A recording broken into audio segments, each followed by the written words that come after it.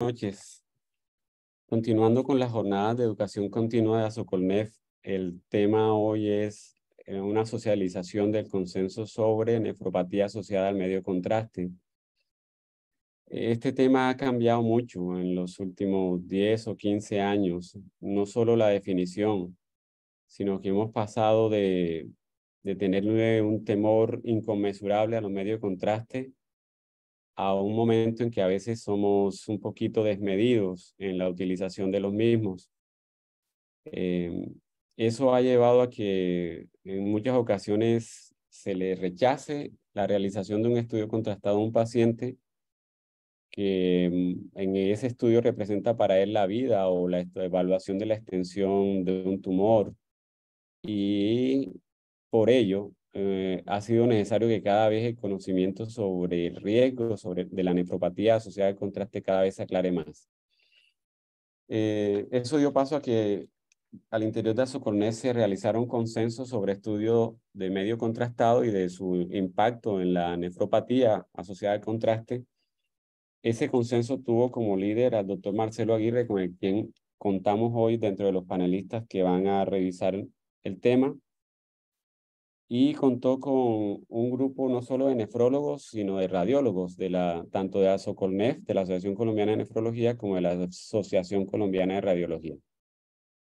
La idea es hoy tratar de socializar la aproximación de ese consenso, pero enriquecerlo con la visión tanto del radiólogo como del hemodinamista. Por eso, para la reunión de hoy, contamos afortunadamente con la participación de la doctora Micaela. La doctora Micaela es conocida acá en Cartagena muy extensamente. Ella es radióloga intervencionista. Ella es radióloga de la Universidad de Antioquia. Hace parte de la Junta de la Asociación Colombiana de Radiología y es actualmente la jefa del Departamento de Radiología de la Universidad de Cartagena. También contamos con la participación del doctor Leman Corpus.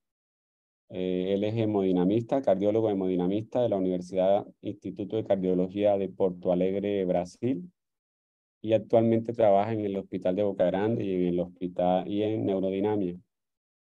De parte de nefrología contamos con el doctor Teo Martínez. El doctor Teo es un nefrólogo e internista de la Universidad Javeriana y trabaja actualmente en Fresenius Popayán.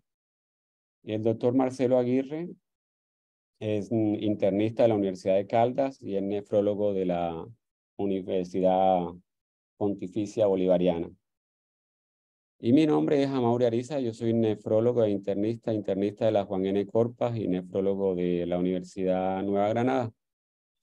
En el día de hoy vamos a tratar de discutir 3 casos clínicos. La arista vista por el radiólogo y la arista vista por el hemodinamista, y trataremos de aclarar al final algunas preguntas que puedan surgir y que el auditorio tenga bien aclarar. Sin más preámbulos, le doy la bienvenida a todos los panelistas y el doctor Teo empezará con la presentación de un caso clínico de un paciente al cual se le va a realizar una tomografía contrastada.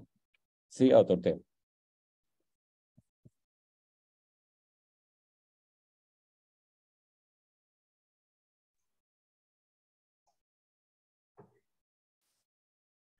Bueno, como muy bien lo dijo el doctor Ariza, esta reunión fue conjuntamente, este consenso fue conjuntamente realizado con profesionales de la Asociación Colombiana de Radiología y Asocolnef. El líder fue el doctor Marcelo Aguirre. Aquí están los nombres de cada uno de los expertos clínicos, tanto de la Asociación Colombiana de Nefrología e Hipertensión, así como la Asociación Colombiana de Radiología. Contamos con el apoyo de líderes metodológicos, con el doctor Anderson Bermond y el doctor José Arnovi Chacón. Se hizo una serie de preguntas prácticas para la vida diaria y la práctica médica de Colombia, de la realidad, y esa serie de preguntas pues se discutieron en grupo y se hizo el análisis de la literatura más reciente, incluyendo pues la mejor evidencia, con el apoyo de los asesores epidemiológicos, y se hizo la discusión hasta llegar a un acuerdo. Entonces, quiero presentarles el primer caso. Es un caso de aquí de Popayán, un paciente de hombre de 60 años, agricultor. Información bastante difícil de obtenerla. El paciente estuvo en Puerto Asís, Putumayo, el 12 de noviembre por un cuadro clínico de una semana con debilidad progresiva, palidez generalizada, dolor dorso-lumbar y episodios diarreicos. Allá en el hospital en Puerto Asís lo manejaron con transfusión de hemoderivados, antibióticos y vasoactivos. El paciente de antecedentes diabetes e hipertensión de lapso no esclarecido, antecedente de una hernia inguinal, fumador desde la adolescencia y refería al parecer losartán 2 veces al día de 50 miligramos. Fue remitido desde Putumayo por diagnóstico de tumor maligno de columna vertebral y visitopenia estudio. Llegó a la clínica donde trabajo yo, aquí en Popayán, el 23 de noviembre con diagnóstico de ingresó a unidad de cuidado intensivo porque venía con algo de compromiso sistémico y de impresión. Entonces se hizo diagnóstico de ingreso, visitopenia, síndrome anémico, foco infeccioso en estudio. Se consideraba que pudiera cursar con un tumor maligno de la columna vertebral, mieloma múltiple, hepatoesplenomegalia por una ecografía inicial en urgencias y los antecedentes de hipertensión diabetes. A la revisión por sistemas no había nada importante excepto disminución del apetito y algo de disnea de medianos esfuerzos de lapso tampoco precisado, requiriente de oxígeno. Al examen clínico, hemodinámicamente estable, con algo de taquipnea, con peso y talla, pues, digamos que convencional para el colombiano promedio. Se encontraba palidez difusa y a la auscultación cardiopulmonar lo único llamativo era que había disminución del murmullo vesicular en las bases sin evidencia de desaturación. Se evidenció diuresis de alrededor de 800 cc en 24 horas y venía con un balance acumulado las primeras 24 horas calculado de 3.800 centímetros, con evidencia de edema grado 2 en miembros inferiores.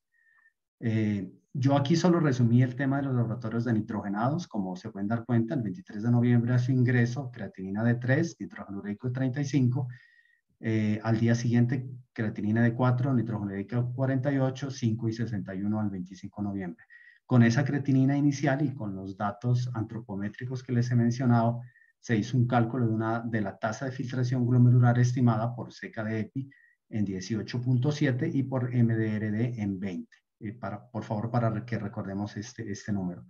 El paciente ingresó a UCI y fue evaluado por hemato-oncología, y por UCI y hemato-oncología, teniendo en cuenta esa historia clínica y esa remisión, se consideró que era pertinente hacer estudio de una probable neoplasia y o de la extensión de la misma, por lo cual se pidió TAC simple y contrastado de tórax, abdomen y pelvis y la consabida frase valoración de nefrología para nefroprotección. Con eso, en la evaluación que hicimos nosotros, y obviamente basándonos en el consenso, una de las preguntas que dice el consenso es ¿cuáles son los factores de riesgo relacionados con el paciente para que desarrolle injuria renal aguda asociada al medio de contraste? La respuesta aquí, la clave como lo más significativo es que lo que con mayor facilidad hace que un paciente pueda desarrollar injuria renal asociada al medio de contraste es la evidencia de compromiso previo de la función renal, o sea, disminución en la capacidad de filtración. Una tasa de filtración glomerular estimada por debajo de 30 constituye uno de los factores fundamentales para que el paciente tenga mayor riesgo para desarrollar injuria renal aguda. Acordémonos del caso, tasa de filtración glomerular por seca de EPI en 18. O sea, cumplía uno de los primeros criterios para pensar, oiga, este paciente, tengamos cuidado, hay que hacerle TAC de tórax, abdomen y pelvis, pero tengamos la precaución de que tiene el riesgo de que pueda entrar a corto o mediano o incluso largo plazo a terapia de reemplazo renal. Para el caso de este paciente, otra de las preguntas del consenso ¿es imprescindible la estimación de tasa de filtración previa a la administración de medio de contraste?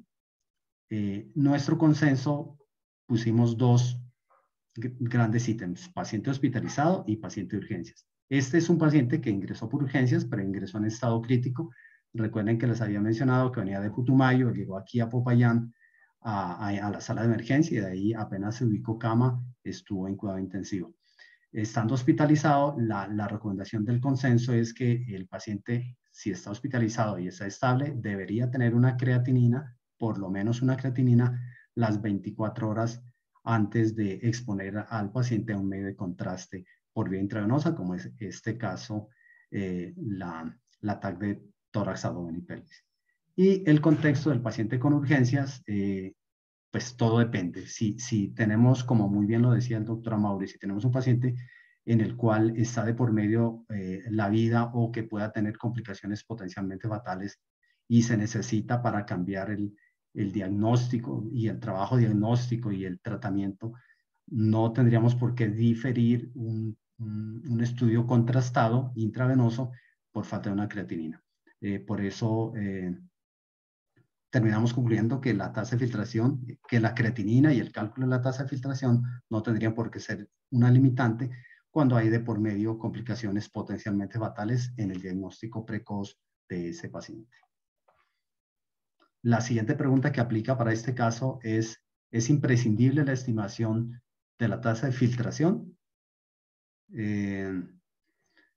Aquí en eso sí hemos hecho mucho énfasis y es usted, médico tratante, siempre tiene que analizar de forma individualizada el potencial beneficio y el potencial riesgo. O sea, sabemos en el caso, es un paciente con visitopenia, remitido de Putumayo, con aparente sepsis o por lo menos foco de infección en estudio, tratado con antibiótico y con sospecha de un tumor maligno, con el cual necesita estudio de extensión de una aparente neoplasia con TAC de tórax, abdomen y pelvis. O sea, es un paciente que claramente tiene alto riesgo de tener un diagnóstico de mal pronóstico y de tener complicaciones asociadas a su neoplasia, síndrome paraneoplásico o complicaciones del tumor per se.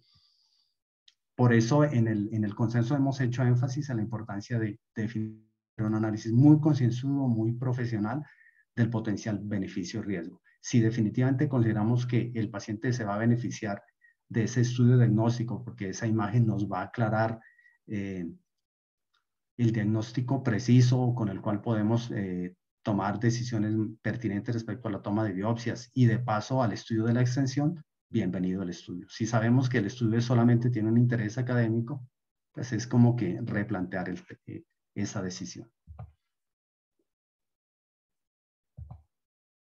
Otra de las preguntas importantes del consenso es la vía de administración del medio de contraste yodado intravenosa, intraarterial, modifica el riesgo de desarrollar injuria renal. Para el caso que estoy presentando, para el caso clínico, es un paciente que estamos sospechando una neoplasia y que necesitamos estudiar la fuente de la neoplasia y las probables extensiones de la misma. Por eso TAC de tórax, TAC simple y contrastado de tórax, abdomen y pelvis. Lo que sabemos es que en los pacientes con tasa de filtración glomerular por debajo de 30, como ya lo mencionamos, tienen alto riesgo de desarrollar injuria renal aguda asociada al contraste en este tipo de medios de contraste, en este caso intravenoso. Por eso se recomienda cuando aplique, pues, indicar los protocolos de nefroprotección cuando aplique y hacer el análisis pertinente para mirar la viabilidad de tomar otros estudios que de pronto sean alternativos y que disminuyan el riesgo para el medio de contraste. El otro punto clave para el caso clínico es, bueno, ¿cuánto medio de contraste utilizar en este caso para una TAC de tórax, abdomen y pelvis?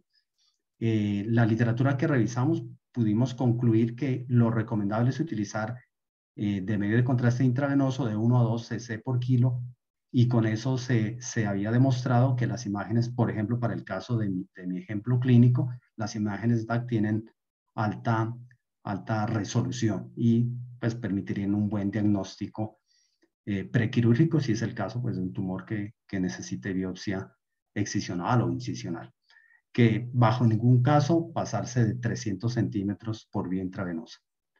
Y eso pues es una recomendación muy pertinente. Y la última pregunta para el caso clínico es, bueno, porque recordemos el motivo de consulta, de interconsulta de nefrología era protocolo de nefroprotección. primero, ¿se puede hacer sí o no TAC con medio de contraste? Y segundo, ¿cómo vamos a protegerlo para disminuir el riesgo de injuria renal aguda y disminuir el riesgo de eventual traslado a terapia de reemplazo renal? Entonces, ¿cuáles son las medidas de nefroprotección que pueden utilizarse para evitar la injuria renal?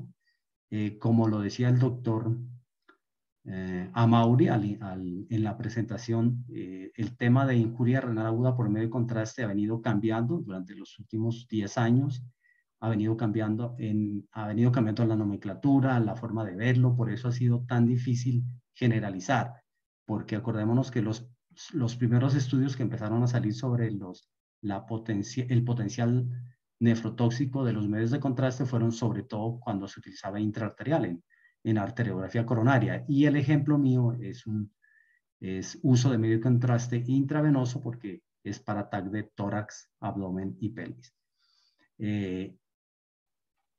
La evidencia a la fecha respecto a las medidas de protección hacen énfasis en la hidratación. Todo paciente con tasa de filtración glomerular estimada por debajo de 30 debe ser sometido a medidas de hidratación.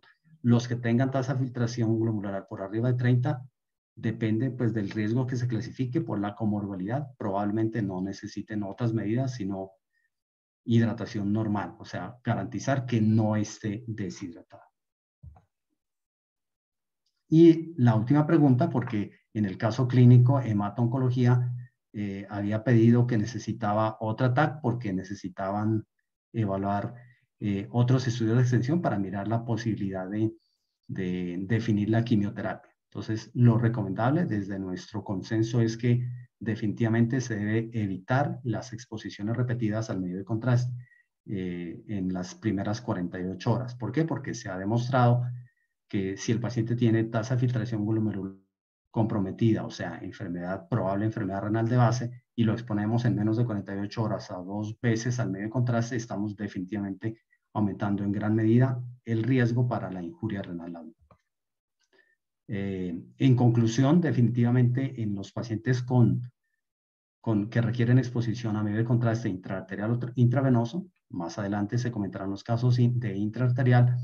Este es un estudio que me llamó mucho la atención y nos invita como a mejorar nuestro trabajo en equipo. Es nuestra enfermera que esté pendiente de la diuresis, el técnico de radiología que esté pendiente de que se va a administrar el volumen adecuado, el radiólogo que estuvo muy pendiente de definir, bueno, sí, cuál es el mejor medio de contraste que se va a utilizar. Eso es todo lo que quería compartir de mi caso y los puntos del consenso que aplican para mi caso clínico. Muy amables por su atención.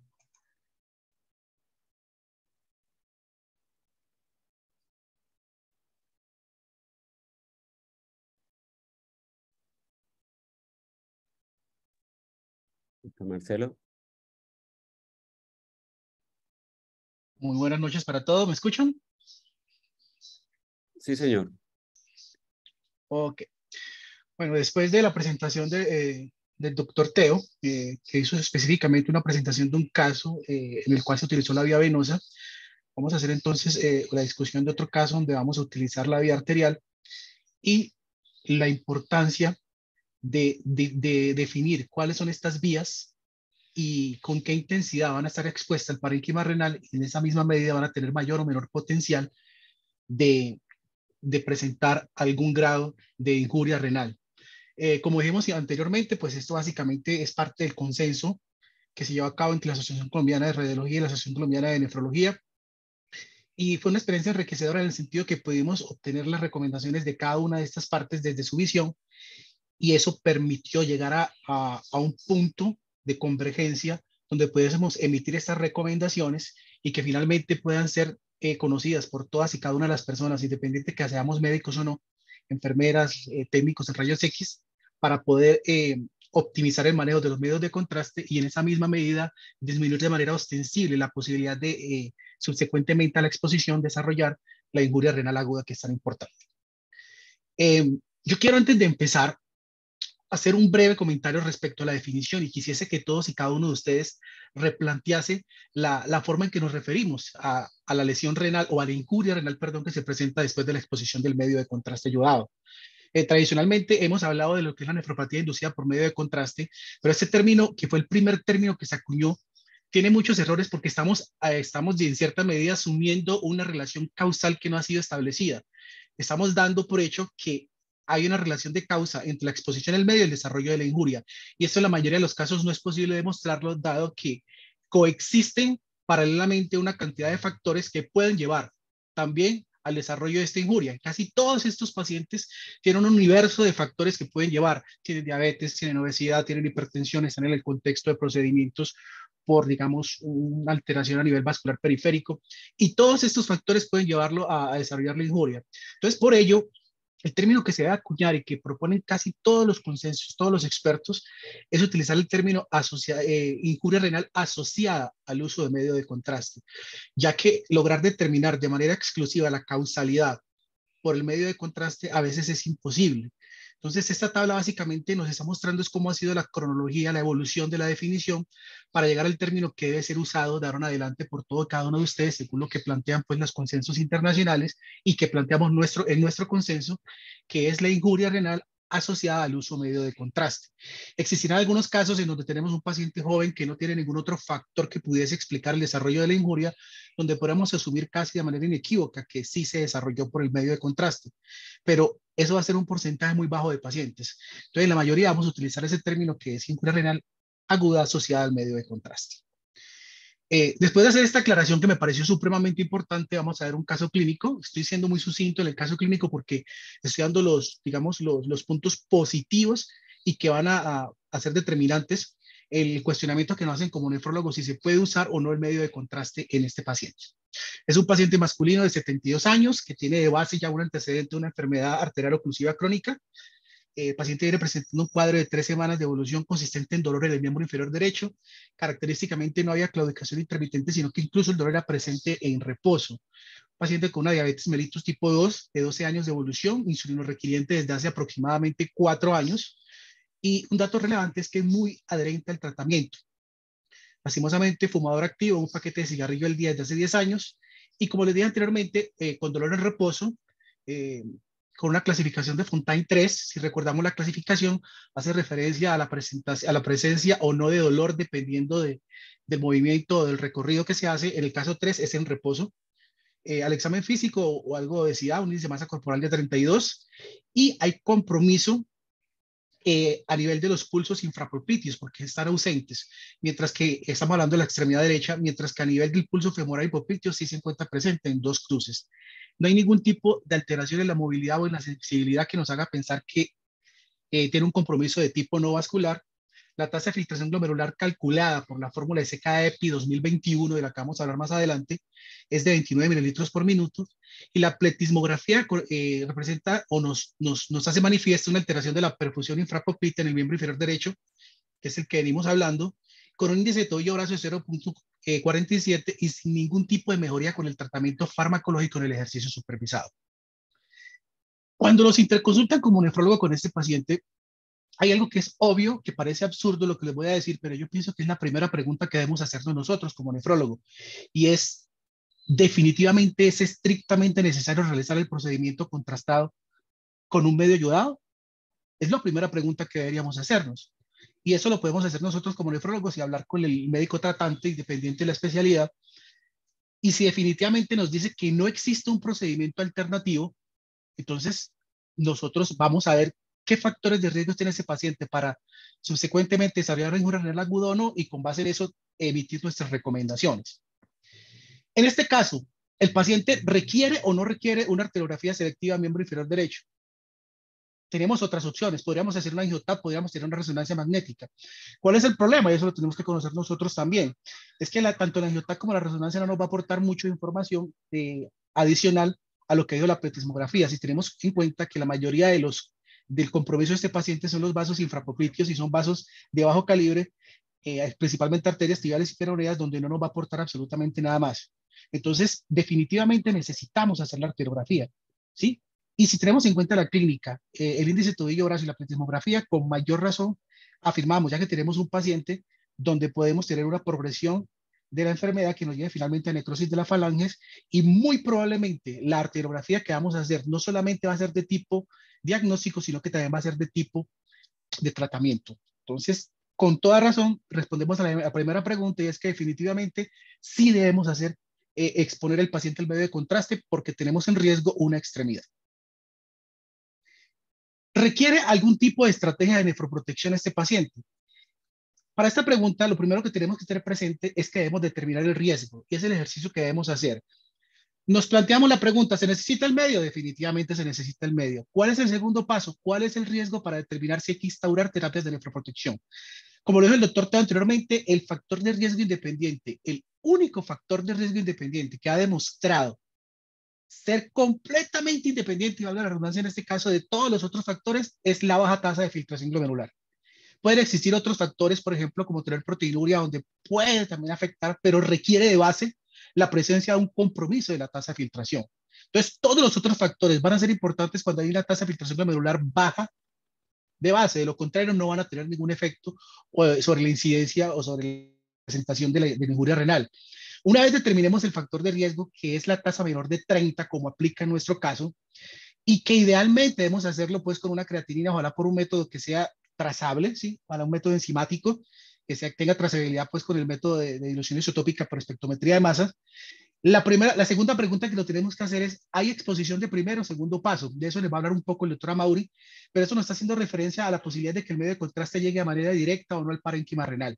Y eso nos va a cambiar el riesgo. Nos va a decir que cuando es de primer paso es de menor de 45 y cuando es de segundo paso por debajo de 30. Después de que nosotros determinamos el riesgo y el tipo de exposición, nos vamos a hablar del tipo de contraste. En realidad es importante o no que utilicemos un medio isoosmolar, que utilicemos un medio que tenga baja osmolalidad o que tenga alta osmolalidad. Ya sabemos todo que los primeros medios que son de alta osmolalidad ya no se usan afortunadamente, que fueron los primeros medios que se usaron y por eso se incrementó de manera sensible la tasa de incidencia de injuria renal aguda y por eso las estadísticas son tan variables en los diferentes estudios.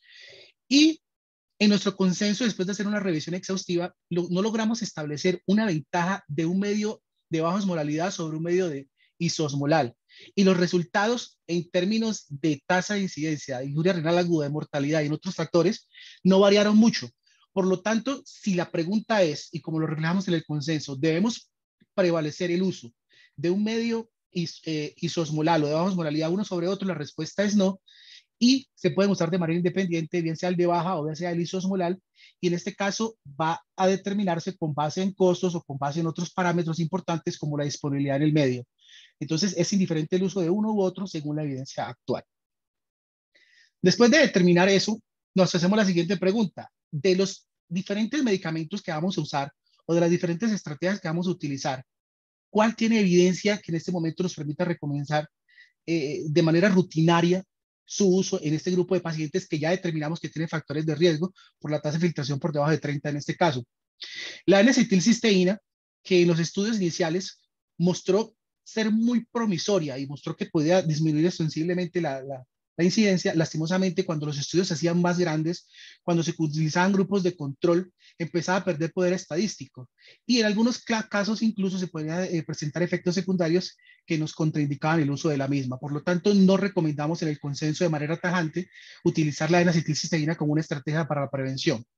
Con respecto al bicarbonato también no hay evidencia actual que soporte su uso y que se pueda recomendar de manera rutinaria, aunque algunos estudios inicialmente mostraron un papel, pero también encontramos el mismo problema cuando se exigía desde el punto de vista estadístico y epidemiológico un diseño metodológico que permitiera sacar conclusiones con pocos errores.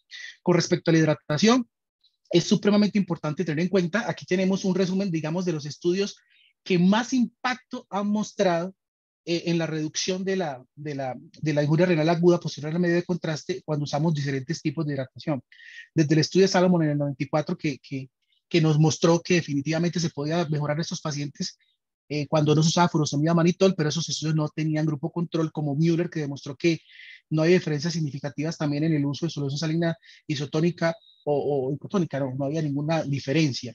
De estos estudios quiero que recordemos básicamente dos. El de Nixon, que es el estudio Amazon del 2017, y el de Timal, el COMPAS, hecho en 2020, que demostraron de manera clara que no hay ningún beneficio de hidratar pacientes con tasa de filtración glomerular mayor de 30. Por eso en nuestro consenso hacemos la recomendación de que estos pacientes que ya clasificamos como de alto riesgo, cuando tienen tasa de filtración glomerular por debajo de 30, deben ser sometidos a protocolos de hidratación.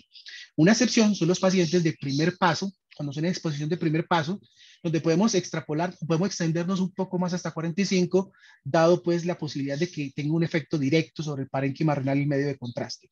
Entonces, con respecto a la pregunta de cuándo utilizar los protocolos de hidratación, utilizarlo por debajo de 30, en forma general, por debajo de 45 cuando hay exposición de primer paso, y no recomendar un protocolo en especial, dado que es muy heterogéneo los diferentes estudios y no podríamos emitir un concepto al respecto porque hay demasiados protocolos, todos diferentes, y lo que sí hacemos es una salvedad y una aclaración importante, y es que buscamos que el paciente no esté deshidratado. Desde esa perspectiva, vamos a tener un paciente euvolémico y el volumen, el protocolo a utilizar va a depender de cada paciente de manera individual, de las comorbilidades que tenga, por ejemplo, si tiene una disfunción ventricular izquierda o si no la tiene, y esto es lo que nos va a determinar el protocolo a utilizar y los volúmenes a utilizar. Bueno, con respecto a la restricción que muchas veces vemos en muchos servicios de radiología, y quiero que ahorita con la doctora lo hablemos, de utilizar el medio de contraste, hay algunas fórmulas que han sido planteadas para utilizar el volumen de medio de contraste con base en la tasa de filtración glomerular. Hay alguna que es muy generalizada y es multiplicar por 3 la tasa de filtración y con eso determinar el volumen. Entonces, si el paciente tiene 30, multiplicamos por 3 y se aplicaría en 90 centímetros.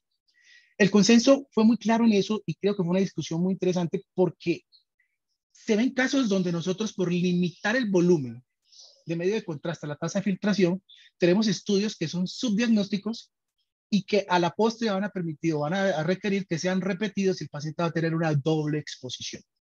Si nosotros nos embarcamos en la decisión de que el paciente va a ser sometido al medio de contraste, debemos definitivamente aportar el volumen que garantice una adecuada imagen, para no tener que repetir imágenes y recurrir por evitar una exposición en doble exposición.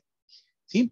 Y finalmente, en la pregunta del volumen, si nosotros tenemos estrategias que nos permitan minimizar el uso de medio de contraste, bien sea porque podemos utilizar otro tipo de estrategias en un segmento anatómico superior, por ejemplo, en la extremidad, si podemos utilizar la pletismografía para evaluar segmentos por encima de la región popliteo, por encima de la rodilla, y solamente aplicar para evaluar el segmento infrapropitio con el medio de contraste, podríamos disminuir la exposición del medio de contraste al paciente y obtener un estudio combinado que nos va a facilitar también tomar ese tipo de decisiones. Otra estrategia que no es muy usada en nuestro país y que definitivamente debemos empezar a plantear, debemos utilizarla, es el uso combinado de arteriografía con CO2. Esto nos va a minimizar el riesgo del uso de medio de contraste y la gran ventaja del CO2 es que es muy barato, está disponible en muchos centros de nuestro país y no tiene ningún límite de cantidad de utilizar.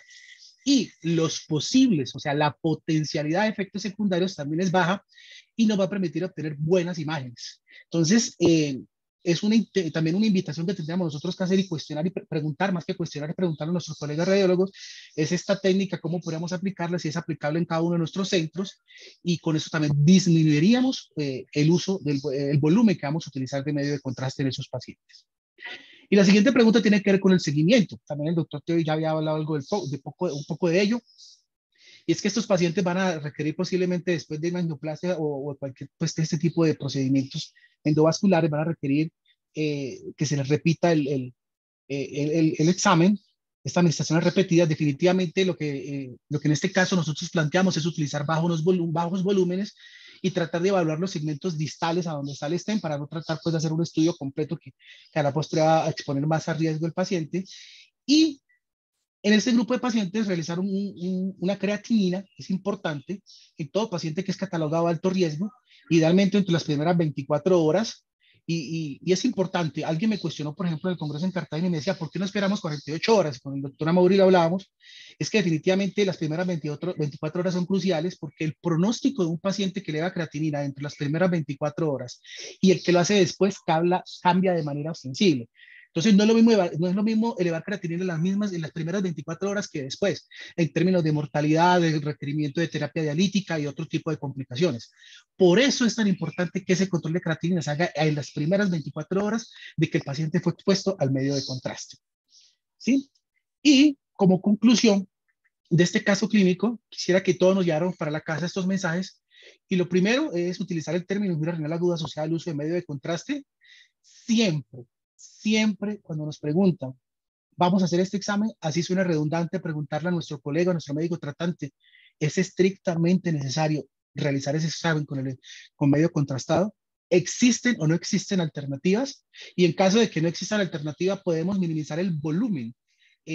Si hacemos estudios combinados, por ejemplo, en lugar de un ventriculograma hacerlo con medio de contraste, utilizar un ecocardiograma que no nos va a permitir que el paciente requiera más volúmenes y hacer el resto con el contraste, ¿sí? No olvidarnos que con respecto al tipo de medio de contraste no hay diferencias entre los que son ISO o los que son de baja osmolaridad. La dosis del medio de contraste siempre debe ser determinada para garantizar un adecuado estudio y que no tengamos estudios que sean subdiagnósticos y que permitan que el paciente tenga que exponerse nuevamente al medio. Y siempre que pensemos en la palabra nefroprotección, tenemos primero que estimar el riesgo. Sí, y con base en la estimación del riesgo, y ya sabemos que el único factor de riesgo independiente es la tasa de filtración glomerular, determinar qué pacientes requieren o no requieren el uso de hidratación y seguimiento estricto por parte de nefrología. Básicamente eso quería contarles. Estamos dispuestos aquí a cualquier duda o inquietud.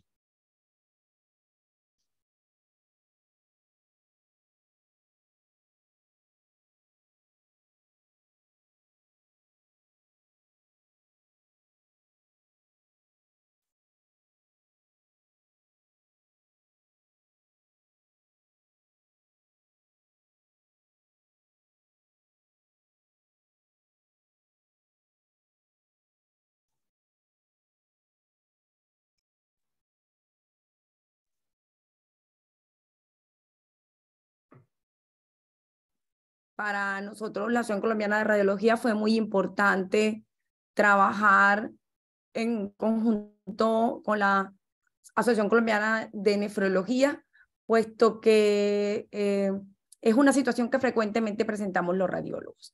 Importante, como bien dijo el doctor Marcelo, el término injuria renal aguda asociada al uso de medio contraste iodado, dado que la nefropatía inducida por medio de contraste iodado es muy difícil determinar porque tendría que el paciente no tener ninguna otra alteración que vaya a justificarle la elevación de la creatinina. Como todos sabemos, pues nuestro principal valor y con el que la mayoría de las veces hemos devuelto pacientes de los centros radiológicos es porque el paciente tiene una alteración en la creatinina sérica. Sin embargo, para nosotros poder hablar de que el paciente tiene una alteración de la función renal y que el paciente debe ser enviado a una valoración por el nefrólogo o que debe hacerse un protocolo diferente, debemos calcular la tasa de filtración glomerular. Definitivamente, la depuración sérica de creatinina en 24 horas no nos va a dar la misma información que nos da la tasa de filtración glomerular. Importante aclarar que el consenso y todas las guías están basadas en la tasa CK de EPI 2021. Sin embargo, si no tenemos esta, existe la alternativa, la CK de EPI 2009. Vienen varias situaciones las cuales se contemplaron en el consenso y tenemos la primera situación, que es el paciente ambulatorio que no tiene ninguna alteración de la función. Teóricamente no tiene antecedentes y no tiene por qué tener afectada la tasa de filtración glomerular. Este paciente joven, sin comorbilidades, sin nada, puede hacerse el estudio con una creatinina de hasta 6 semanas. Luego viene el paciente que tiene diabetes mellitus tipo 2, que tiene antecedentes de alteración en algún momento de la creatinina o que ha sido expuesto recientemente al medio de contraste. Este paciente, para poder realizar un estudio ambulatorio, deberíamos tener una creatinina de 72 horas, mínimo de 72 horas. Entonces viene un tercer momento que es donde generalmente vamos a encontrar la mayoría de las remisiones o la solicitud de valoraciones a nefrología, y es el paciente hospitalizado. Este paciente hospitalizado que está pues en cama por una condición pues teóricamente no fatal, necesita una creatinina en mínimo 24 horas, o sea, 24 horas previa a la exposición. Con esta creatinina vamos a hacer un cálculo de la tasa de filtración glomerular. Sin embargo, si esta tasa está alterada, el paciente pues se puede preparar, se puede hacerle nefroprotección o se puede hidratar, pues se lleva a este punto. Pero si el paciente tiene una condición potencialmente fatal, no se debe demorar o retrasar la administración de medio de contraste por tener una alteración de la tasa de filtración glomerular. Bueno, pero ¿cuáles son las condiciones estas potencialmente fatales? Sospecha de TEP, sospecha de ruptura de un aneurisma cerebral, de un aneurisma aórtico o de una disección aórtica, la complicación quirúrgica, sospecha de una complicación quirúrgica que amerite la evaluación de un estudio a través de un estudio tomográfico contrastado para definir la conducta del paciente, o la sospecha de una complicación quirúrgica que amerite la realización de un estudio angiográfico y el tratamiento en el mismo acto, bien sea una embolización, una angioplastia o un stent para corregir si hay algún vaso roto o sangrante. Luego tenemos el paciente, la tercera condición, que es el paciente urgente. Este es un paciente que tiene condiciones potencialmente fatales, que llega a la urgencia, en el cual los estudios, las intervenciones, bien sea tomográficas o bien sea angiográficas, no deben retrasarse independiente de contar con una creatinina que esté alterada. Si definitivamente el paciente llega a la urgencia, pero no tiene una condición mortal inmediata o algo, un estado que permita medir la creatinina y la tasa de filtración glomerular, esta podría hacerse. Si tenemos un paciente con esta tasa resulta baja, no debe ser un limitante para su realización o para la administración del medio de contraste si la condición clínica lo amerita. Y ahí, bueno, aparece el caso, por ejemplo, del paciente que el doctor nos contaba de que vino del Putumayo, que era un paciente que estaban sospechando una lesión tumoral, pero que además tenía un proceso infeccioso. Este paciente, a pesar de tener la tasa de filtración glomerular baja, debe hacerse el estudio contrastado.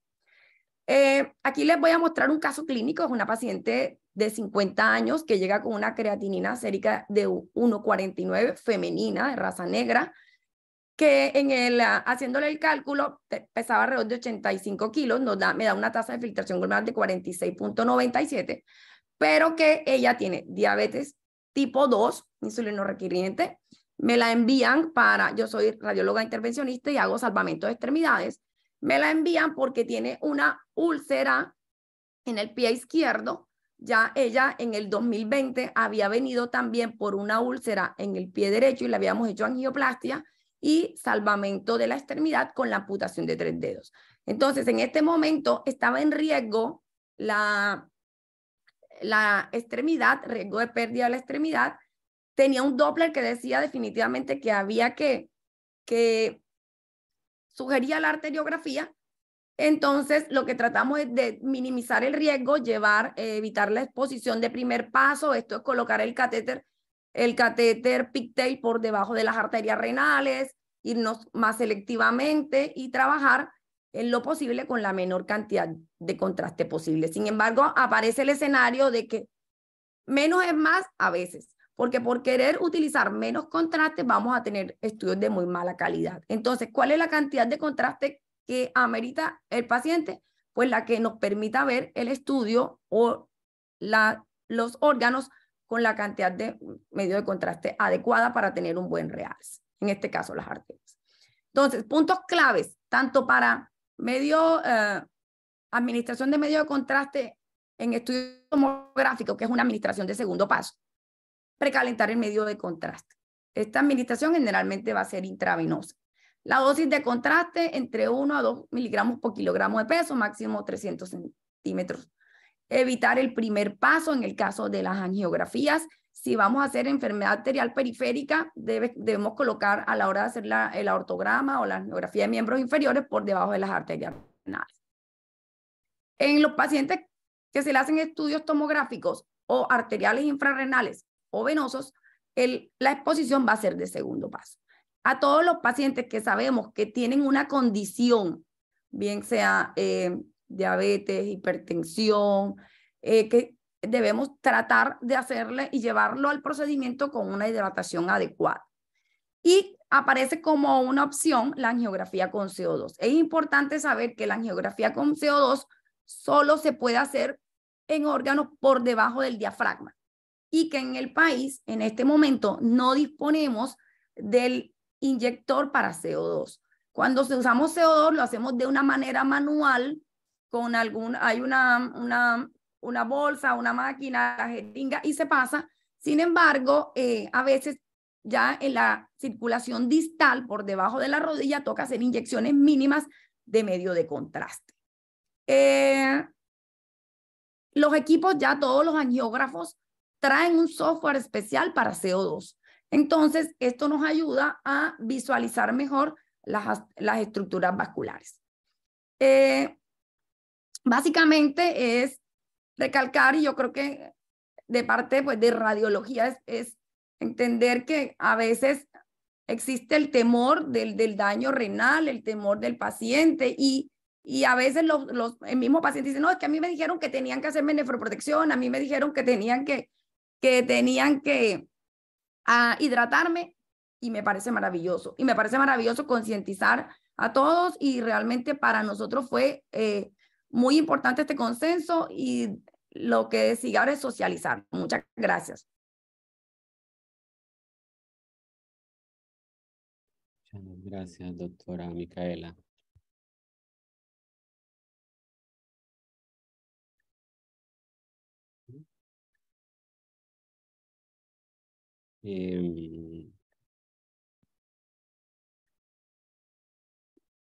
¿Están viendo mi pantalla, sí? Sí, Amaury, sí se ve. Ok. En este último tercio vamos a discutir el mismo riesgo de nefropatía asociada a medio contraste, pero esta vez cuando la intervención se realiza por una coronariografía. El ejemplo es este paciente del Hospital Universitario. 43 años de edad, muy joven, de ocupación agricultor, lleva trabajando en Villanueva 4 años. Consultó por presentar en las últimas 3 semanas del mes de noviembre una disnea que empezó con una clase funcional 2 y fue avanzando hasta una clase funcional 4. Al cuadro clínico se le sumó ortopnea. Eso lo obligó a consultar al Hospital de Villanueva y de allí fue remitido al Hospital Universitario. El paciente no presentaba edema de miembros inferiores. En la evaluación analítica, solo en los casos puntuales, y esto es con fines didácticos, en la evaluación analítica se encontró que estaba anémico, tenía una hemoglobina de 8.8. Y durante su estancia hospitalaria se documentó, se realizaron dos creatininas séricas. La primera estuvo reportada en 1.84 y la segunda en 1.89. Se estimó la tasa de filtrado glomerular por seca de EPI y dio de 42.5. El ecocardiograma que se hizo pensando en que el paciente tiene una falla cardíaca mostró una fracción de eyección baja del 25%. El médico tratante, el internista, solicitó el estudio coronariográfico buscando evaluar la etiología probablemente isquémica de la falla cardíaca. Y esta pregunta ha sido reiterada, pero es que parte de la socialización del consenso va a ser probablemente en reincidir sobre las respuestas. ¿Hay algún factor de riesgo para nefropatía asociada al contraste? Y cuando la definición es de nefropatía asociada, a veces queda muy bizarro definir unos factores de riesgo. En el pasado, lo que era falla cardíaca, anemia, proteinuria, hipotensión, eran factores de riesgo que se estimaban que incrementaban el riesgo de la nefropatía asociada al contraste. Pero esos estudios en donde se identificaron múltiples factores de riesgo eran estudios no controlados. Cuando se hacen metaanálisis con estudios controlados, el único factor de riesgo aislado para nefropatía por contraste es la tasa de filtrado glomerular. Es la reducción de la función renal, pero no medida. Entonces quedó claro que es la reducción de la filtrado glomerular, pero no es medida a través de la creatinina. Una misma creatinina, recordemos que la creatinina es un marcador. Ordenémonos un poquito con la pregunta que está arriba. ¿Se estima el riesgo de la nefropatía asociada al contraste con la creatinina sérica? La respuesta es que la creatinina aislada es un muy mal marcador de función renal. La creatinina depende de factores muy disímiles, entre ellos la edad, la masa muscular, la raza, incluso si la superficie corporal está completa o no. De tal manera que no se debe tener en cuenta la creatinina aislada para decidir si un paciente es de alto o bajo riesgo. Y eso es fundamental porque muchos pacientes solo con la creatinina aislada se le está negando el acceso al estudio contrastado en algunas ocasiones. Por lo tanto, uno de los puntos, y ahí está la respuesta, la creatinina sérica como dato aislado no debe utilizarse. No debe utilizarse para rechazar o aceptar un paciente para el estudio contrastado. ¿Mediante cuál ecuación?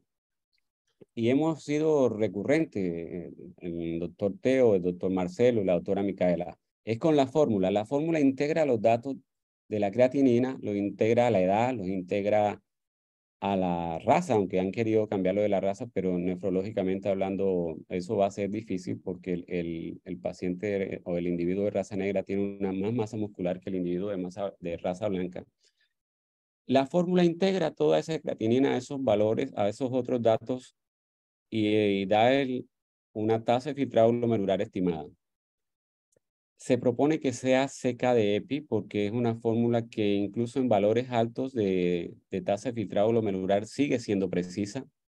MDRD no es tan fina. Algunos pone como pacientes con tasas de filtrado glomerular más bajas, pacientes que tienen tasa de filtrado glomerular un poco más alta. Pero si uno está en un medio en donde no dispone de la seca de EPI, no tiene un software, no tiene un celular y no puede calcular seca de EPI o MDRD, puede usar en último caso Cockcroft-Gaul, siendo que es la menos exacta. Pero en términos absolutos y claros, debiéramos usar de manera prioritaria o principal la seca de EPI. Por ejemplo, en nuestro caso, que es el paciente que estamos comentando, tiene una tasa de filtrado glomerular estimada de 42.5. Primer punto, reiterado, cada vez que vamos a evaluar el riesgo de nefropatía asociada al contraste, el factor de riesgo aislado es la tasa de filtrado glomerular y es una de las primeras cosas que debemos estimar. Recordemos este valor, 42.5. De otro lado, ya sabemos cuánto tiene el paciente. De otro lado, vamos a ver qué estudio se le va a hacer.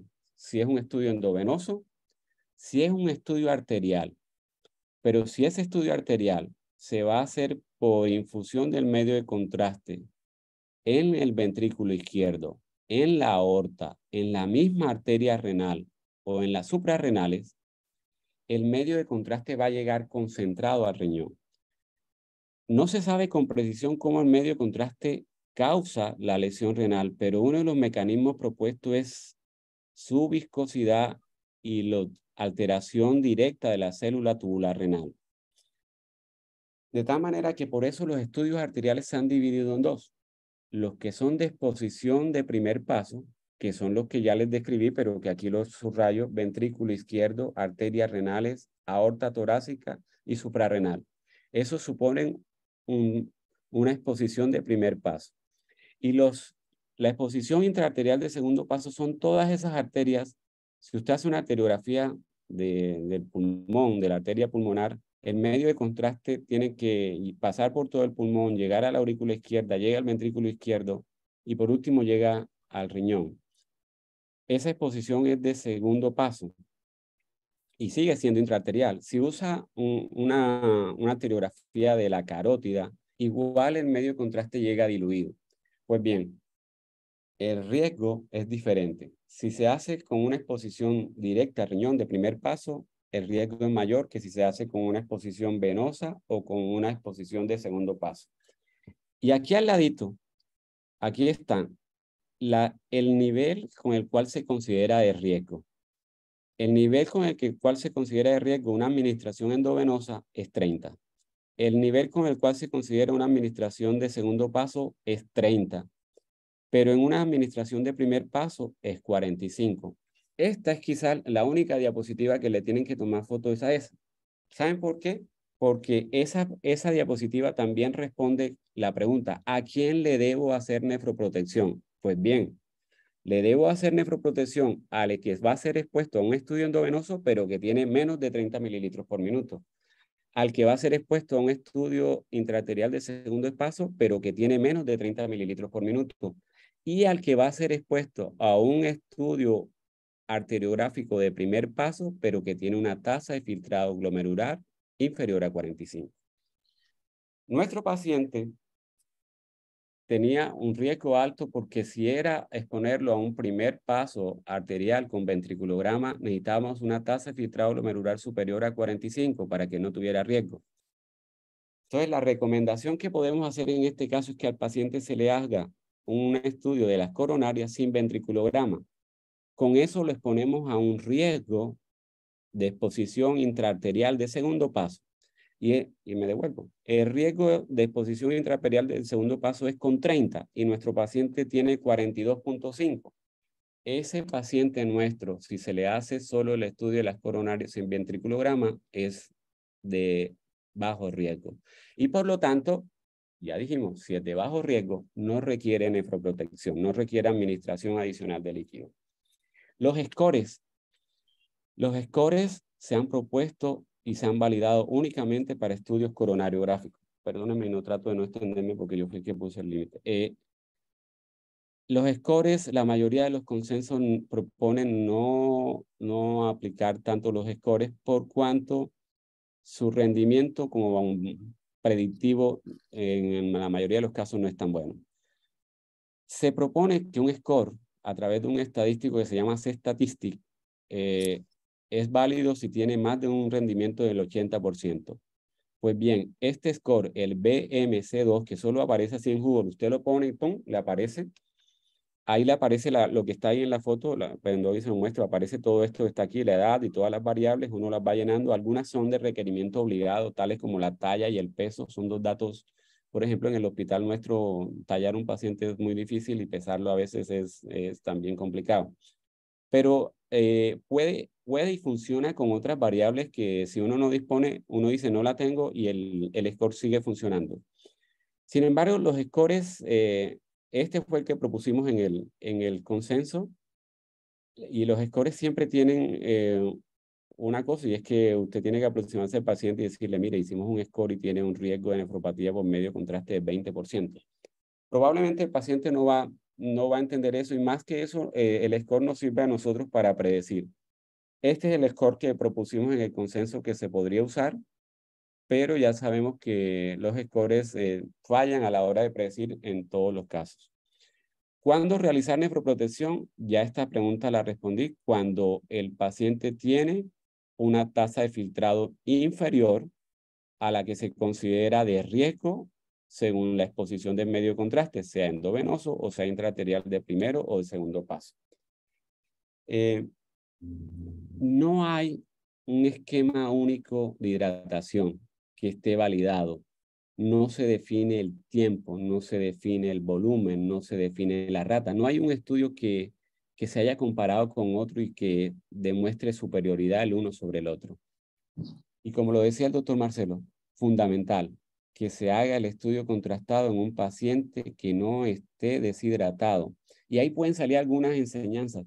Si el paciente está hospitalizado y ese día va para la coronariografía, va para el TAC y hizo 2 o 3 deposiciones en la noche, lo mejor clínicamente hablando es no hacer el TAC ese día, a pesar de que estuviera recibiendo la hidratación, y posponerla hasta que el cuadro diarreico pase. Y 2 preguntitas más y ya termino. El paciente de Villanueva, el agricultor, tenía una falla cardíaca. Él tenía un IECA en el manejo de la falla cardíaca y tenía un manejo diurético porque estaba algo congestivo. Hay que quitar el IECA o el ARA2 para reducir reducir la toxicidad por medio de contraste. La respuesta es que el consenso nuestro no recomienda suspender ni el IECA ni el ARA2 porque no hay evidencia que soporte la reducción de riesgo de nefropatía asociada al contraste cuando se suspende el IECA o el ARA2.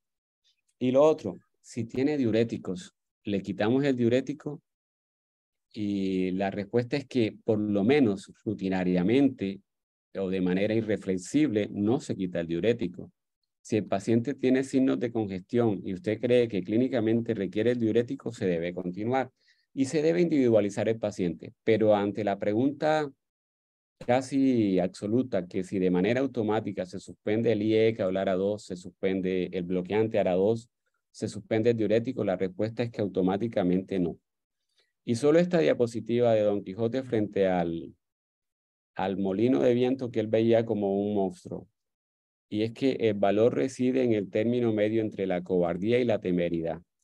Antes le teníamos un miedo pavoroso al estudio contrastado y fácilmente decíamos que no. Y ahora hemos pasado como a decir que sí siempre. Y esto, aunque esto no ha terminado, el conocimiento no se tiene certeza total y ustedes saben que en medicina el conocimiento a veces perdura solo temporalmente. Lo que debemos hacer es que siempre un juicio clínico razonado debe juzgar las intervenciones que debemos realizar en cada uno de los pacientes que van a ser expuestos al medio contraste. Y hasta allí termino yo.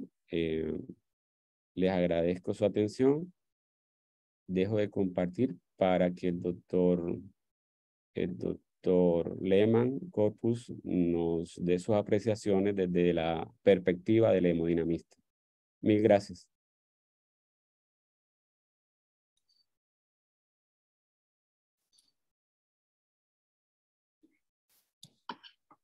Buenas noches, soy el doctor Lehmann Corpus, cardiólogo hemodinamista de la ciudad de Cartagena. Me place mucho estar acompañándolo en esta sesión, que es muy importante porque realmente nosotros los hemodinamistas, los radiólogos y los radiólogos intervencionistas somos los que tenemos que hacer los procedimientos invasivos con medios de contraste en estos pacientes y lo que realmente estamos desarrollando algunas injurias renales con estos tratamientos. Bueno, pues ya la definición de la injuria renal asociada al medio de contraste ya fue bastante discutida. En el caso de la hemodinamia cardiovascular, nosotros tenemos que enfocar estos pacientes desde 3 puntos de vista prácticamente. Primero, ¿qué estudio es que se le va a hacer a estos pacientes? Segundo, ¿qué tipo de medio de contraste vamos a usar? Y tercero, ¿en qué condiciones están estos pacientes?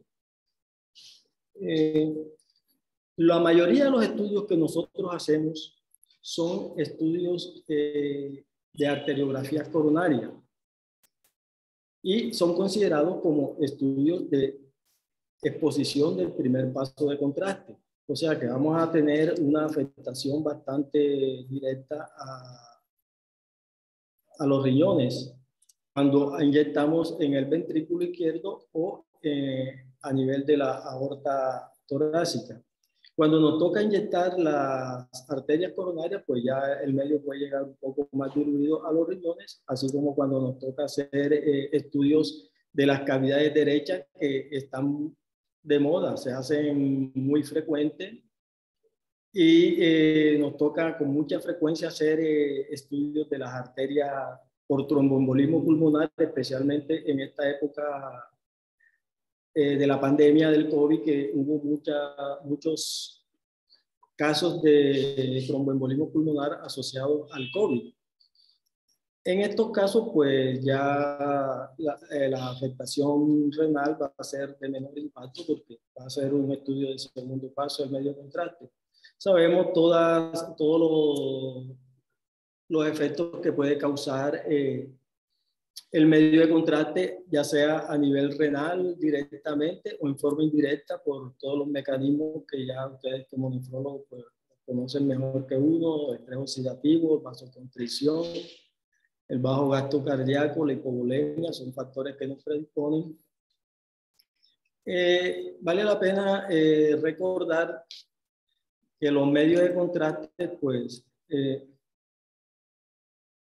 lo podemos dividir en los medios de contraste no iónicos e iónicos. Y esta es más o menos la estructura molecular de un medio de contraste que está compuesto esencialmente por un anillo de benceno y a los cuales se le agregan en estas posiciones los átomos de yodo y los radicales libres, que de esto va a depender sus actividades de calidad de imagen, de viscosidad y algunos efectos secundarios, como los tipos de la ligación a las proteínas y algunos efectos alérgicos que pueden producir.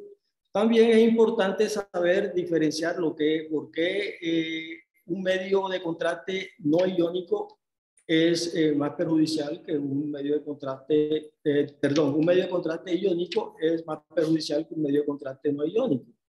El medio de contraste iónico, pues al mezclarse con los solventes, que ya sea agua o sangre, van a disociarse en partículas iónicas cargadas, que son aniones y cationes, mientras que los no iónicos van a ser prácticamente inertes, no van a tener carga cuando se disuelven en el agua o en la sangre. Esto es importante porque de esto va a depender algunos efectos que van a tener los medios de contraste directamente a nivel cardiovascular, especialmente cuando hacemos una arteriografía coronaria. Bueno, estas son características del medio de contraste que a medida que al anillo de benceno le vamos agregando el yodo, va a tener la influencia sobre la calidad de imagen, el carboxilo nos va a dar los parámetros electrofisiológicos, va a influir en la presión osmótica y en la lipofilia, y los radicales van a influir en la lipofilia, la toxicidad, el comportamiento osmótico y la tolerancia, además la eliminación del medio de contraste. Bueno, sigamos. Entonces, con estos medios de contraste vamos a tener algunas propiedades físico-químicas que van a influir en la alteración que puede tener en la fisiología, especialmente desde el punto de vista cardiovascular. Nos concentramos más que todo en la viscosidad y en la quimiotoxicidad, además de su actividad osmótica. Estos tres procesos van a influir directamente en la función del ventricular cuando hacemos un cateterismo cardíaco. Y de esto va a depender el efecto inotrópico negativo que puede producir un medio de contraste a nivel del corazón. Produce una depresión cardíaca por su efecto negativo inotrópico, produciendo disminución o infradesnivel del ST cuando hacemos una inyección de medio de contraste en una arteria coronaria. Puede producir prolongación del QT y ST, y en casos extremos puede llevarnos hasta una fibrilación ventricular. Estos efectos se ven minimizados cuando usamos medios de contraste del tipo no iónico, especialmente si son de baja osmolaridad o isosmolar. Lo otro que tenemos que tener en cuenta son los factores de riesgo para el paciente que vamos a tratar. En el caso que nos presentó el doctor Amaury Ariza, pues este es un paciente básicamente con una insuficiencia cardíaca congestiva. Además presenta anemia y que es un paciente relativamente joven que está prácticamente debutando con una falla cardíaca congestiva, con una fracción de eyección bastante deprimida, está en el 25%. Se considera una falla cardíaca con fracción de eyección muy deprimida. Este paciente, pues, por su condición de falla cardíaca, obviamente debe estar medicado con drogas para la falla cardíaca, como son los diuréticos.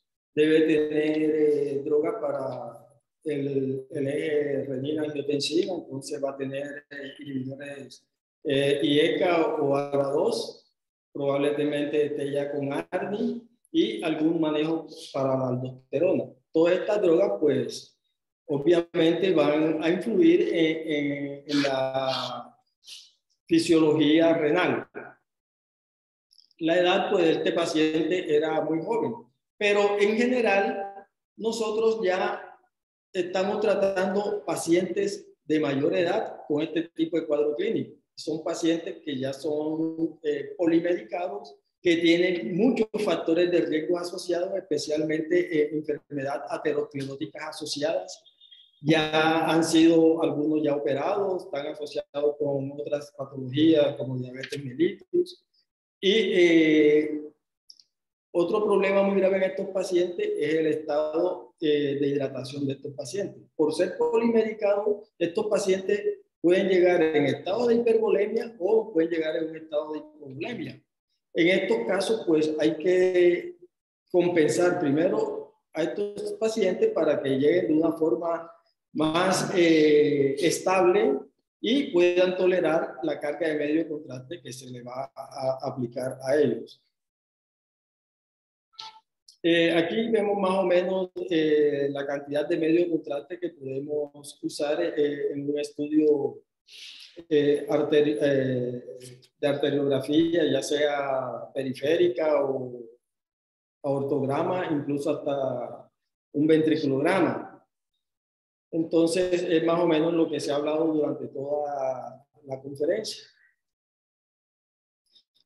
Lo importante para nosotros cuando vamos a tratar un paciente con cateterismo cardíaco es la hidratación, más que cualquier otra cosa, dependiendo también de la filtración glomerular.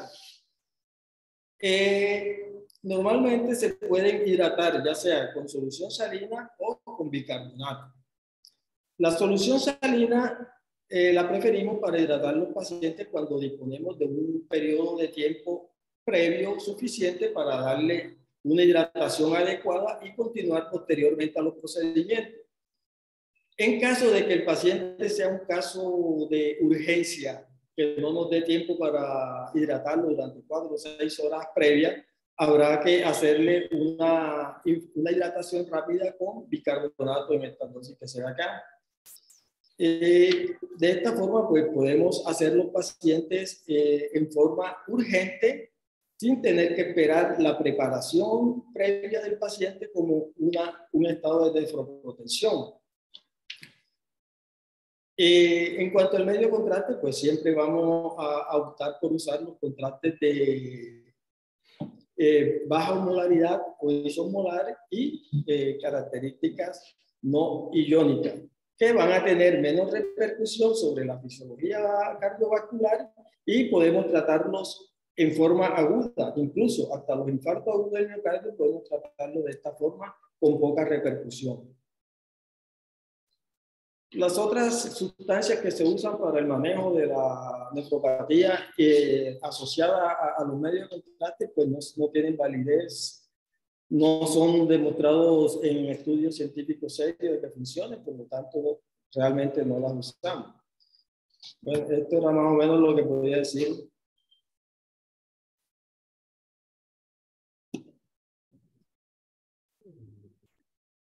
Muchas gracias, doctor Lehmann. Excelente charla. Aquí hay unas preguntitas que le tomé una foto, perdóname.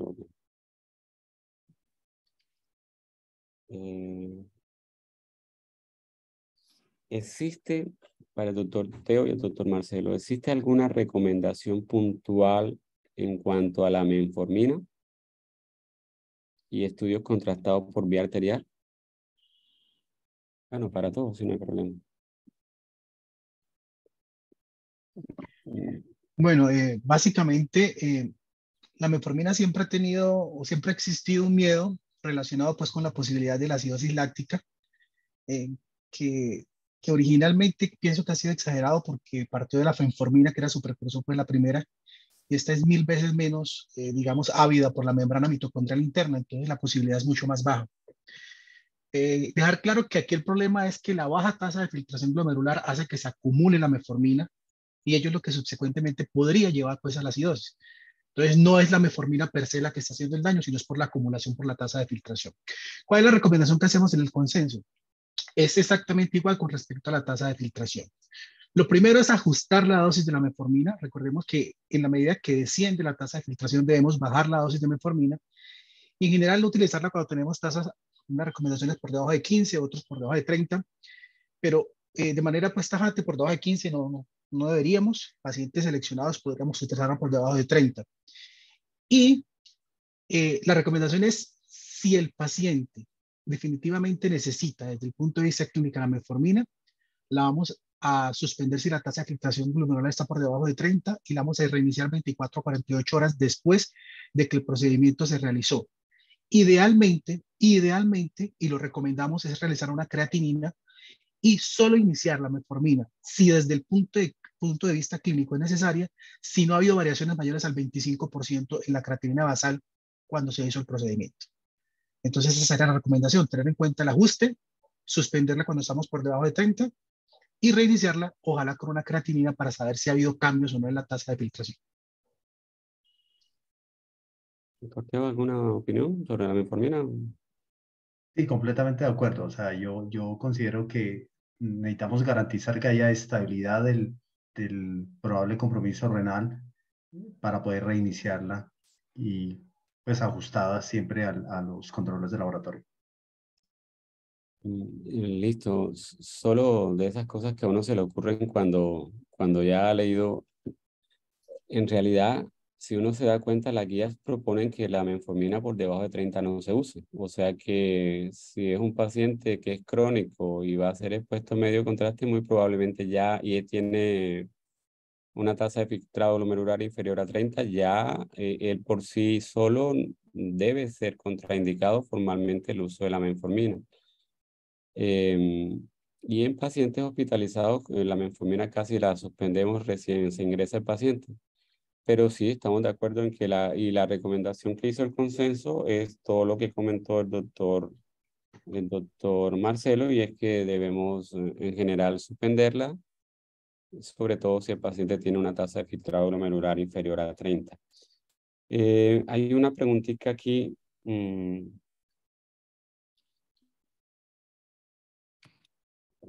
¿Cuánto tiempo deberíamos esperar para decir que el paciente tuvo una ira asociada al contraste? ¿Cuánto tiempo?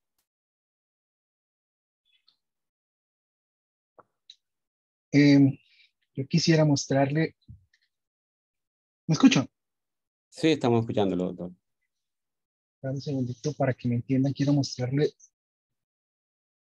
esta diapositiva a la persona que hizo la pregunta. ¿Sí la está viendo? Sí, sí. Perfectamente, bueno. ¿Por qué? Porque eso nos va a hacer entender un poco cuál es la dinámica del daño, de la injuria renal. Si nosotros hacemos un análisis de cómo es el comportamiento de la elevación de la creatinina después de que el paciente fue expuesto al medio, vamos a ver que generalmente ese ascenso se presenta entre las primeras 24 horas y se presenta hasta las 96 horas en algunos casos.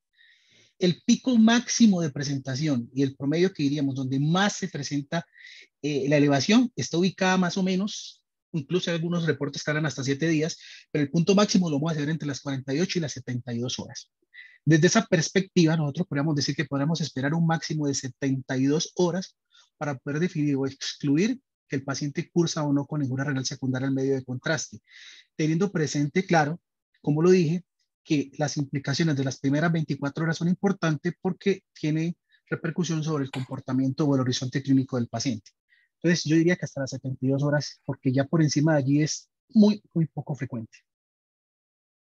Anteriormente, pues decíamos que si el paciente en las siguientes 24 horas tenía una elevación de la creatinina mayor del 10% de la creatinina inicial, ese paciente muy seguramente iba a hacer una nefropatía por medio de contraste. Listo. Solo aportaría una cosa, y es que recordar que la creatinina es un marcador. A veces le tiramos muchas piedras a la pobre creatinina, que sigue siendo la reina, pero es un marcador retardado, entonces no es un marcador temprano. Con gran frecuencia digo que cuando uno ve la lesión renal, la creatinina se eleva hoy, ese riñón se injurió porque el tiempo de vida media de la creatinina es de aproximadamente 36 horas. Entonces ese riñón no se injurió justo en ese momento en que veo la creatinina alta, sino que muy probablemente ocurrió con unas 24 a 48 horas la lesión o el agente lesivo lesionó el riñón 24 a 48 horas antes. Y es por eso Completamente de acuerdo. por eso se explica que esa elevación se dé unas horas después. Lo que alguna vez discutimos con el doctor Marcelo es que, ojo, que eleva la creatinina en las primeras 24 horas, ese sí tiene un factor de riesgo de muerte y de diálisis. Porque digámoslo en general, eso sí también hay que decirlo, la gran mayoría de las lesiones renales agudas por contraste, así como se injuria el riñón, la gran mayoría se va a recuperar. Pero hay un subgrupo de pacientes que va a agravarse tanto la función renal que va a llegar a diálisis y hay un subgrupo de pacientes que se mueren. Ese paciente que eleva la creatinina en las primeras 24 horas es el que tiene alto riesgo de morir y alto riesgo de llegar a diálisis. Doctor Lehmann, una preguntita me están haciendo aquí en qué utilidad para que nos las aclare, ¿qué utilidad frente al ecocardiograma tiene el ventriculograma? Es decir, si ya nosotros llevamos a un paciente que tiene una fracción de eyección pobre, ¿podríamos pedir que reducir el ventriculograma?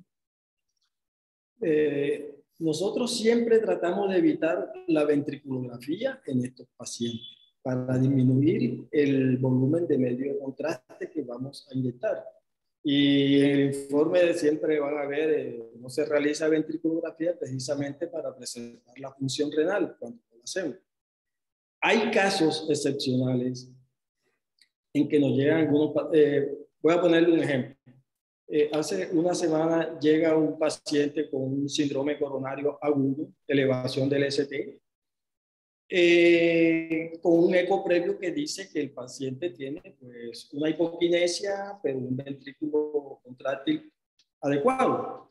En el momento en que yo examino al paciente, encuentro un paciente desorientado, un paciente no lo veo bien perfundido, lo veo así como acidótico, o sea, no veo algo, una evolución normal de un infarto en ese paciente. Le hice la arteriografía coronaria, había una arteria ocluida totalmente y otras más enfermas, pero en este paciente, más que por instinto, yo me vi obligado a hacerle una ventriculografía. ¿Qué encontré en la ventriculografía? Una sorpresa. El paciente estaba en esa forma, prácticamente en shock cardiogénico, porque había hecho una complicación mecánica del infarto agudo del miocardio. Tenía una ruptura del tabique interventricular con una CIB post-infarto y lo tenía en esa forma. Entonces, en esos casos a veces uno le toca hacer ventriculografía. Otro caso también reciente que hice, un paciente que me envían porque tiene un síndrome coronario agudo sin elevación del SP. Durante el procedimiento, cuando voy avanzando la guía de alambre, la guía toma un trayecto no habitual a través de la aorta. Entonces, entré a la aorta ascendente, hice la coronariografía, las coronarias libres de lesiones estenosantes. Algo andaba mal. Le hice un ventriculograma, el ventrículo con una contractilidad prácticamente normal, algo hipertrófico. Paciente hipertenso también. Me vi obligado a hacer un aortograma en ese caso y me encuentro con una disensión de aorta tipo B. Una disensión que se extendía desde inmediatamente después del callado aórtico hasta la ilíaca. Ese paciente posteriormente fue tratado endovascularmente con endoprótesis y neuroma. Así algunas situaciones en que uno se ve obligado a hacer aortogramas o ventriculogramas. Pero de rutina preferimos obviar el ventriculograma porque sabemos que con un ecocardiograma se puede hacer una evaluación adecuada del ventrículo y se le ahorra a este paciente un gran volumen de medio de contraste. Okay. Preguntan, muchas gracias, doctor Lehmann. Se modifica el riesgo de injuria renal por medio de contraste si el paciente viene en uso de otros medicamentos con un potencial efecto nefrotóxico, por ejemplo, vancomicina y aminoglucósidos.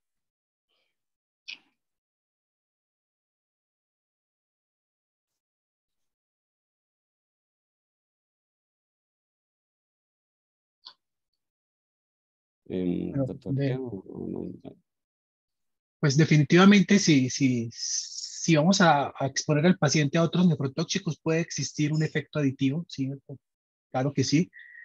Entonces, en este grupo de pacientes, la pregunta es, como lo dije inicialmente en mi charla, ¿es estrictamente necesario que este paciente sea sometido al medio de contraste porque va a obtener un beneficio que puede superar el riesgo? Es la pregunta. Si el paciente se le hace una coronografía, pues necesitamos hacerla. Y como dice el doctor Amaury, el riñón siempre pierde. En este caso, si nos toca sacrificar tasa de filtración glomerular, pues, y si podemos llegar al extremo de una hemodiálisis, es un riesgo que es aceptable porque hay opciones terapéuticas para solucionar esto, diferente a que el paciente no se le haga la intervención coronaria en ese caso. Entonces, en la medida de lo posible, lo mismo, si tiene otros nefrotóxicos, el efecto es aditivo y si podemos evitar el medio de contraste, lo hacemos. Si la condición clínica del paciente no lo permite, pues hay que asumir el riesgo definitivamente y seguir adelante. De acuerdo, doctor Marcelo. Solo para realzar algo que aparece en el ACR, en el American College of Radiology, que aparece en la guía de contraste de todos los años.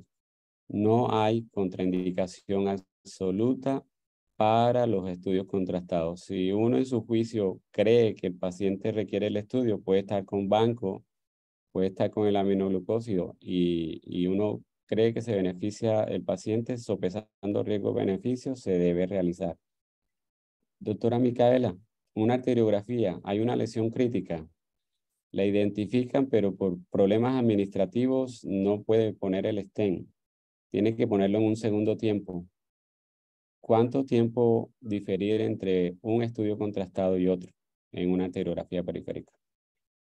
Cuando tenemos un paciente que tiene enfermedad renal, o sea, que se ha visto alteración de la función renal y tasa de filtración glomerular baja, pues se debe esperar mínimo de 48 a 72 horas y tener una nueva medición. Ahora, nuevamente, sopesamos riesgo-beneficio. Si está en riesgo la extremidad, es una disección aórtica, hay una situación, igual mínimo 48 horas. A menos que sea algo agudo en riesgo de muerte. Hay que hacerlo cuando sea. Bien, perfecto. Hay varias preguntas. Estoy preguntándole a Paula si ya tenemos que dejar allí, que Paula es la dueña del tiempo. Cuando una anotación. Sí, señora.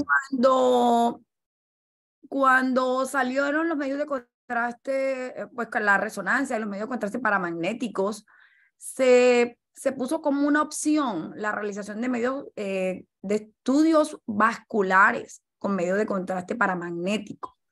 Sin embargo, posteriormente hubo reportes que si el paciente tenía daño renal o alteración de la tasa de filtración glomerular, podría hacer algunas afectaciones y apareció la fibrosis nefrodérmica sistémica y todo esto.